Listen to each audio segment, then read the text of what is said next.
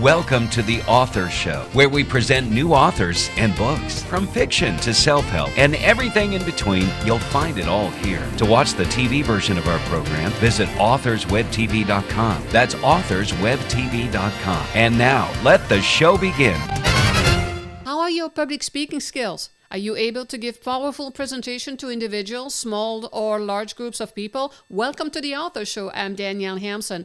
An author and an internationally acclaimed professional speaker, facilitator, and consultant, Geoffrey Lane has been coaching executives, lawyers, and other professionals in personal communications, media relations, and presentation techniques since 1995. He has taught presentation power at the University of British Columbia, and he was the official presentation skills coach to the successful Vancouver 2010 Olympic Bid Committee. For those of us who have challenges with presentation skills, he brings us help with his book, Presentation Power, Become a Powerful Speaker. Welcome to the show, Geoffrey. Hello, Danielle. Nice to meet you. Geoffrey, one can find many books on the topics of giving presentation. What makes yours different? Well, I guess the short answer is me, because I wrote it. However, that's not so lots of people have written books about public speaking or presentation skills. The thing is that I've done all three levels of it. So in other words, I've been a keynote speaker at paid conventions and large audiences. I've then trained other speakers and coached them. And so based on that, I wrote a book. And many dread giving a presentation. Why do we get fearful, do you think? It's actually a natural reaction, and it gets amplified by the press. In the book, I talk about the myth of public speaking. And what I mean by the myth, there were several books that quoted the book of lists that said the fear of public speaking is number one. And truthfully, a lot of people do have fear of it. But even having that thought in your brain will make you more fearful. And so it kind of is a self-reinforcing belief, and it becomes bigger and bigger until it reaches mythical proportions where people get fearful just even with the thought of it, even if they've never done it. Right. Now, presentation means I have to write a speech, or at the very least, I have to lay out bullet points so that I can keep track of what I need to say. So how do I go about writing a simple speech? Well, the simplest speech and the simplest format that I know is called T3. That's short for tell them what you're going to tell them, then you tell them. And step 3 is you recap, you tell them what you told them. And it's a very simple format. It's particularly good for business meetings. It's particularly good for staff meetings where everybody's watching you and personal anxiety can go up. But you just say briefly, I'm going to talk about this, and then you talk about it, and then you just recap the key points. It's the T3 process. Well, that sounds simple enough. So if I am fearful before a presentation, how should I handle the anxiety? Well, if you focus on yourself, your anxiety will go up. The more you worry about, are you wearing the right clothes? Do you have the right haircut? And did I put the right makeup on? Did I, until you sort of wind yourself up in a knot. The more you do that, the more anxious you can get. If you focus on the needs of the audience, now, what do they want to hear and how do they want to hear it? Particularly in the preparation stage, when you're sitting backstage or you're getting ready to give your speech, just relax and think about how nice they are as an audience. But whatever you do, don't use that old trick of imagining your audience naked. It just might happen to you one day. Now, Bill Cosby is quoted as saying that in order to succeed, your desire for success should be greater than your fear of failure. And quite honestly, that just makes sense to me. But how can one then quench the fear? Well, first of all, recognize that you can't quench the fear. It's a natural inborn response to stress. What you can quench is the level of it. Bring it down to the point where you recognize it and just go, oh, I'm feeling a little, I call it being excited to speak. People often do the reverse of what actually works. So the night before a speech, as an example, don't read your speech again. Don't change your slides again. That's only going to create more and more anxiety. Better get a good night's sleep, go to a movie, go out with your spouse, get a massage, do all those things if you can on the day before. And then when you get there, trust that you know, because you do know. If you wrote it, if you thought about it, you actually do know. And the more you focus on the audience, the better. Yeah, absolutely. And do I shoot myself in the foot if I refuse to give a presentation? In other words, why is it a necessity really in the development of my business or my career? Unfortunately, if you say, no, I don't want to do a presentation, that hesitation gets translated into other actions that you do at work. It might actually prevent you from getting a promotion. All mid-level managers and up constantly have to do presentations. And not only do they have to do them, it's actually required that they do them well. So saying no can impede. But of course, buy my book and you'll have some of the answers right in front of you. There you go. Now, Geoffrey, in your experience, how different are women tackling presentations compared to their male counterparts? Well, I think in today's marketplace and in today's management style, they have an advantage. Men tend to direct or tell people what to do, whereas a female business executives, it's my experience that they cooperate and collaborate and engage people. So don't change. My biggest advice to female speakers is don't change. You are actually coming into vogue, into style as the predominant methodology by engaging and collaborating with people. You're an expert on this topic. Did you always welcome the idea of giving presentation, or did you also experience anxiety maybe early on in your career? The very first presentation that I did, I actually excused myself before I went up on stage and rushed to the washroom and threw up. Oh, I lost my lunch. I came back, I washed my face, used a paper towel, made myself pretty again, went back out, and they were waiting for me, and I went on the stage. And the first few minutes, actually, I almost couldn't speak. But very fortunately for me, we had set it up as a dialogue between me and a potential customer. So the potential customer started asking me questions, and I got going. yeah. It was, in fact, that experience that drove me to find out, how does this work? Because I don't know about you, but I have a British background and a very tough British mom, and you get it right. You put your best foot forward. And so I had to find out how this worked. I just absolutely, now I'm going to reveal a little thing here. My very first presentation, October the 13th, get this, 1973. That's a long time ago. It was a long time ago, but I've never forgotten. Now, how does one's energy impact others, and how important a role does that play in giving a presentation? If you approach the stage, or you approach giving a presentation in your office, and you feel and look timid, that will flatten your presentation. In essence, you have to speak louder, clearer, and stronger than you normally do. It's about actually tapping into what you are passionate about in your subject. Passion comes through. You see, if your audience doesn't see that you care about them, they tend not to care about you. Right.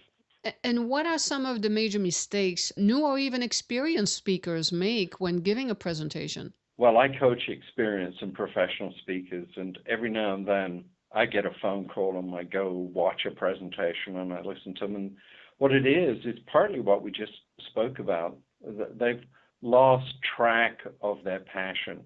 They're flat that day. They've been traveling. So it's about re-engaging yourself in it. But the number one mistake is people don't research the audience. Now, what I mean is that it's not who is there, but it is whom is there, what are they like, what do they already know about my topic, what do they want to know, and just stick to that. Everything else that you do is an extra, and it can be a weight or a bonus. And we all know that we need to engage our audience, but what is so magical about it? When you engage an audience, when you actually involve them and get them listening to you, and it becomes like a dance, it becomes like a rhythm. People follow step with you. What it is even though you're on stage or you're in the front of the room in an office and you're talking to a group of people, it feels individual to the listener. And that's why understanding who they are becomes so important. If you can tap into what's important for that person, wow, they feel like you did everything for them. And that's Right. pretty special. Indeed. And speakers also quite often try to emulate other speakers. Now, how effective is that strategy? Well, I tried that in the beginning, and it was awful. I tell you why it's awful, because the man I tried to emulate was, well, his name was Harold, and he was tall and had this deep voice, and he was very dramatic. If you meet me in person, I'm 5'6" on a good day, and I'm kind of a little roly-poly, and no, it's a disaster. Learn from their style, learn from their expression, pay attention to what works. In fact, spend more time looking at what works by facing the audience, and then develop your own style. Don't change your voice. Don't do any of the pacing things. Just do that. And much is often said, of course, about the body language. So, how important is the ability to read body language? From the speaker's point of view, often you can't really see the body language, but the audience is going to be watching yours. If you've never videotaped yourself, it might be a good thing to do a home video of yourself walking into a room depressed, think depressing thoughts and walk out, and then go back out and walk in with happy thoughts, your best thoughts. And you'll be stunned at how different the body looks. And you can set up your energy before you start by literally thinking about and energizing yourself with the positive things in life. If you sit there going, oh, this is going to go wrong, good chances you could make that come true. Yeah, absolutely. Now, we talked a little bit earlier about engaging an audience and how magical that can be. And people do not easily forget how someone makes them feel. How does one bring an emotional component into a presentation without really going overboard? Well, there's a couple of things to look at. One is, who is your audience? If you're speaking to a business audience, they might be so thought-orientated and thinking and factual-orientated. It might be very difficult to get them involved emotionally. If you're speaking to a general audience, it's a little easier. I really pay attention to the audience, and then I look for a story that will connect the audience with the topic, not the audience with me, but with the topic. As an example, when I'm teaching online, the thing that I look to do is tell stories that are engaging in that point of view. I often tell the story of when I was in high school. Now, if you can imagine, here I am, I'm 13. I'm naturally shy. I've just moved into the school district, and I have that awful red bloom of first pimples. And I'm sitting in the back row trying to make myself really small. And it's English class, which in England means that you're studying Shakespeare. Right. And I'm trying to make sense of Shakespeare in the back there when the teacher, and they used to call us by our last name, said, Lane, come on up here. And I hadn't been paying attention. He said, you haven't been paying attention. We're on page. And he told me, and what it was Romeo's soliloquy to Juliet. And that teacher got the most beautiful girl in the room and said, please sit on the edge of the table, pretend it's a balcony. Geoffrey, get down on your knee and read this. I was 13. It was awful. Now, I bet you can guess what my nickname was in that class. Romeo. Hey, Romeo. How's it going, Romeo? So although it's a story about me, all of us have had these awful high school experiences where either a teacher or circumstances has put us in the spotlight when we don't want to be there. So there's an example of kind of engaging people. It's a true story. Right. And I never forgot it. Yeah. Yeah. That girl never talked to me again, and I adored her. Oh, you're reminding me of some of my own school stories, but anyway, I digress. You are also quoted, Jeffrey, as saying that the days of the quote, telling and selling, end of quote, from the soapbox are over. Why is that? I should explain what I mean by telling and selling. If suddenly I was to go, there's a right way to do this, you must do it now, and if you don't do it, this is going to happen, and if you do it, this will happen. That's that kind of telling energy. Hmm. It's not that I don't engage you, I don't involve you, I don't tell a story, I don't bother to connect with you. I just tell you facts and figures and results. It doesn't work anymore. Go on YouTube, go on Google Hangouts, you'll see that the communication style is about engagement, it's about collaboration, it's about involvement, it's about stories. So, what is the difference between telling and communicating? Oh, hugely. As I was telling you that high school story, you started to chuckle and remember your own story.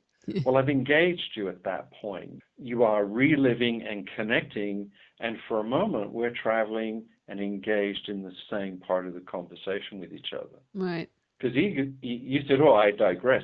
Because, see, if I didn't digress off that story and suddenly we started talking about high school, we're fully engaged. Hmm. You have been instrumental in bringing the 2010 Winter Olympics to Vancouver. To what specific skill do you attribute this success? Well, I was the speaker coach behind the scenes.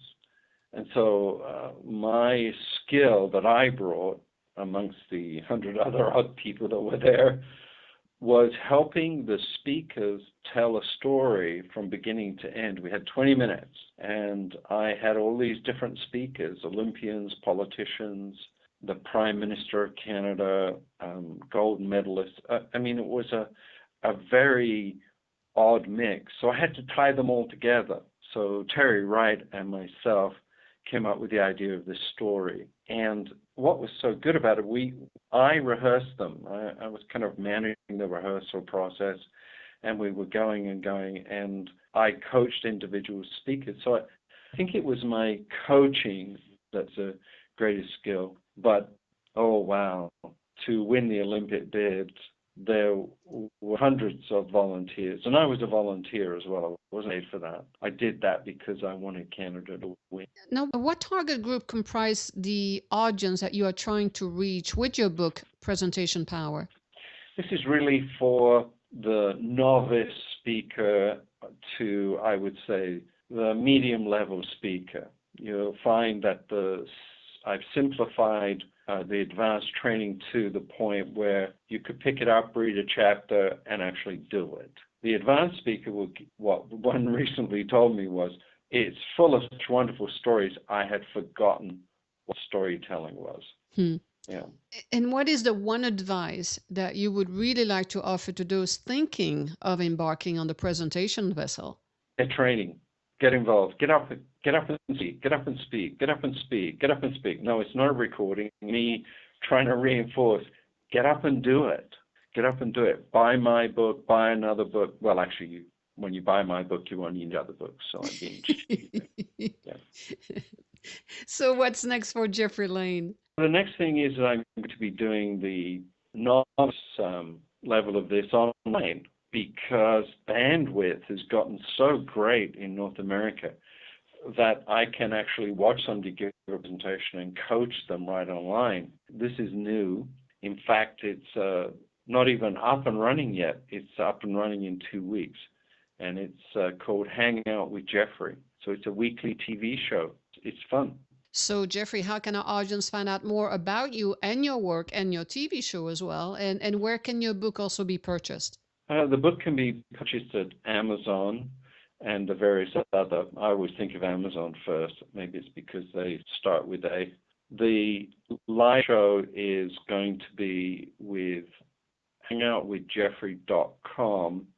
But if they currently go to presentationpower.com, they can find out everything else. Okay, great. Well, I remember being totally petrified at the idea of simply talking to people, let alone doing presentation. Yet I eventually conquered my own fear and I fell in love with public speaking. So if I can do it, I believe that everybody else can as well. And with the help of your book, I am sure that many will learn to embrace doing presentation, as it indeed can be a lot of fun. So thank you very much, Geoffrey, for offering your valued expertise to our audience today. Thank you very much for having me as a guest, Danielle. Well, simply put, if you are one of those people who experience anxiety or outright fear of public speaking, well, buy the book and become a powerful speaker with the help of Geoffrey Lane. So the title one more time is Presentation Power, Become a Powerful Speaker by author Geoffrey Lane. Okay, ladies and gentlemen, we are done with today's show, and to discover more authors and their books,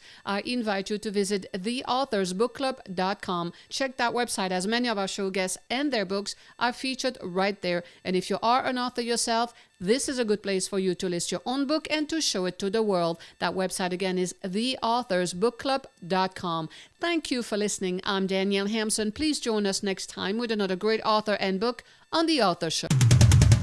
Thanks for listening to The Author Show. To contact us, call toll-free 1-877-955-8800. That's 877-955-8800. Or visit theauthorshow.com. That's theauthorshow.com. Tune in next time to another great author on The Author Show.